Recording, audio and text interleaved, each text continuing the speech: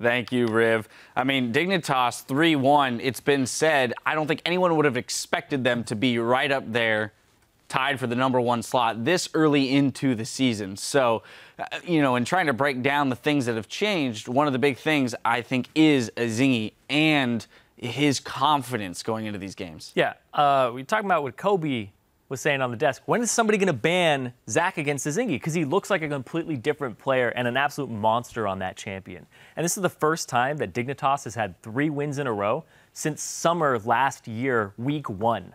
So it's exactly a year since they last had it. Woo!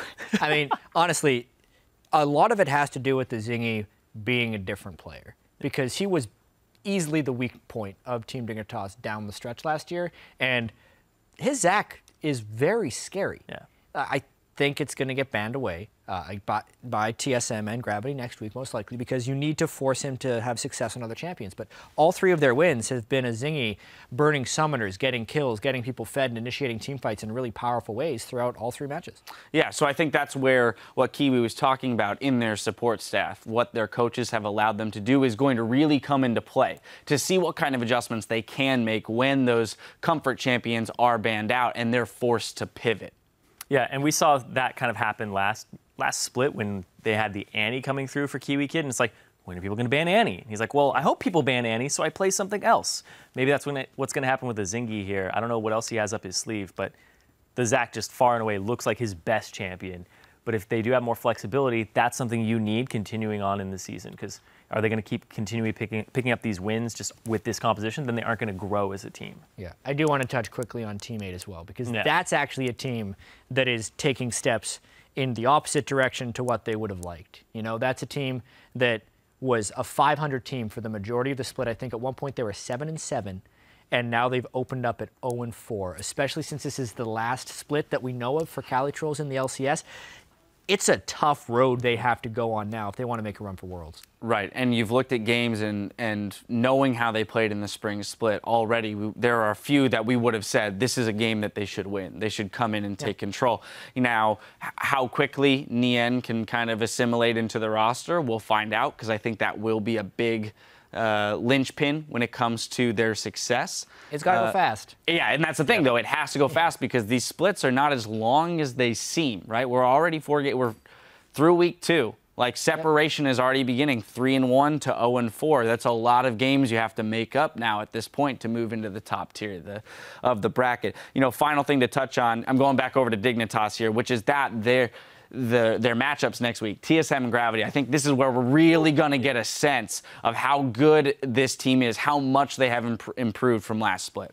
Yeah, those are now games to watch, right? Because previously we were thinking, oh, TSM versus Team Dignitas, if it's last split, 90% fan vote or something. But this one could actually be legitimately close, depending on the pick and ban phase and depending on what momentum Team Dignitas can bring through. Right, Gravity, another one of those teams that we were saying is much improved from last split. Well, let's check out how the standings have changed after our 10 games this week. We've got half of the league tied for first place with 3 wins. Then 1 game back, it's Enemy Esports and TIP in 6th. It's Gray Skies for Cloud9, though, who slide into 8th, followed by Teammate and TDK in 9th. But from a packed field, here are the top 5 players for their positions. Starting in the top lane, we have Hanser.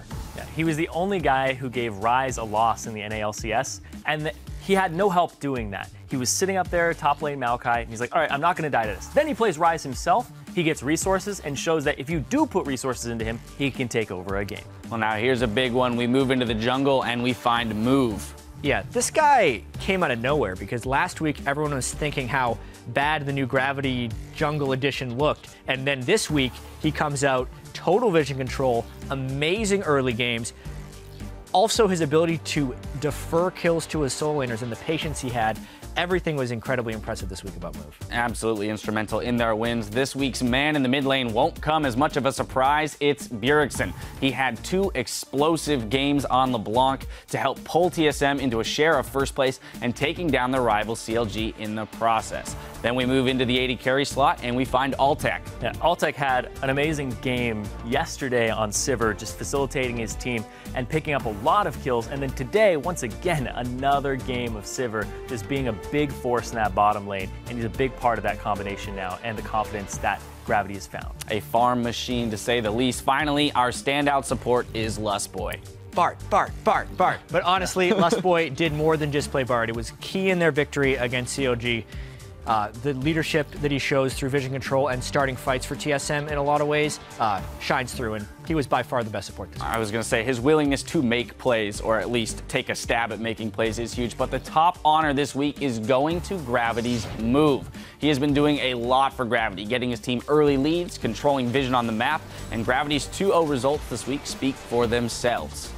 Yeah, it was crazy to think Gravity, especially with the schedule they had coming in here, playing against Cloud9 as well as Team Liquid, who was a 3-0 team, especially after the performance Move had in week 1, to put up those kind of numbers on a new team, second week in the NA LCS stage, impressive. Yeah, and Move, I feel like even though he's the rookie in the NA LCS, there's a lot for veterans to learn from him. Vision control, selflessness in the jungler, to give your side lanes, to give your solo lanes the kills, and the patience to be aggressive in a lane and allow you, like we saw that clip there where he's just sitting there waiting for Rek'Sai for the counter gank. Really good presence, and the fact that he's killing the most wards out of junglers and he's placing the most wards out of junglers while still having that pressure is huge. And pulling out the Jarvan in a meta that doesn't necessarily support that pick is nice to see. Now, our league action returns on Tuesday and Wednesday with the European and North American Challenger Series qualifier finals to determine which teams will compete in the Challenger Series. Also hitting your browser on Wednesday is a piping hot, fresh out of the oven new edition of Primetime League. Then on Thursday, the European LCS is going to kick off in Berlin with the new powerhouse Origin taking on the Unicorns of Love, followed by Rawcat versus Giants Gaming. Then on Saturday, the action returns to LA, beginning with Enemy Esports facing off against Team 8, and after that, it's Team Solo Mid battling Team Dignitas. That's set to hit your browsers at noon Pacific, 9 p.m. Central European Summer Time. And in case you missed it, earlier this week we announced the locations for our upcoming European and North American Summer Split Finals. On August 22nd and 23rd, the LCS goes on the road with our European counterparts heading to Stockholm, Sweden. And for the North American Finals, we're headed to the Big Apple, and we'll be setting up in the historic Madison Square Garden. Check back on lolesports.com for all the information on how you can pick up tickets later this month. Well, that does it for week 2. Now for myself and the entire live broadcast team, thank you for watching, and we'll see you next week.